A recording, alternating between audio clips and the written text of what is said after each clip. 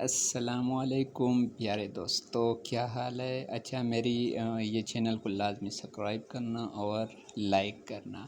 ملائکہ یعنی فرشتوں کا بیان۔ فرشتے نوری جسم کی مخلوق ہے جن کو اللہ تعالیٰ نے یہ طاقت دی ہے کہ جو شکل چاہے بن جائے، انسان کی ہو یا کوئی اور۔ فرشتے اللہ تعالیٰ کی حکم کے خلاف کچھ نہیں کرتے، نہ جان بوجھ کر نہ بھول کر، اس لیے کہ معصوم ہے، ہر قسم کی گناہ و صغیرہ و کبیرہ سے پاک ہے۔ اللہ تعالیٰ نے بہت سے کام فرشتوں کے سپرد کیے۔ کوئی فرشتہ جان نکالنے پر مقرر کیا ہے، کوئی پانی برسانے پر، کوئی ماں کے پیٹ میں بچے کی صورت بنانے پر، کوئی نامہ اعمال لکھنے پر، کوئی کسی کام پر، کوئی کسی کام پر۔ فرشتے نہ مرد ہے نہ عورت، ان کو قدیم ماننا یا حالانکہ جاننا کفر ہے۔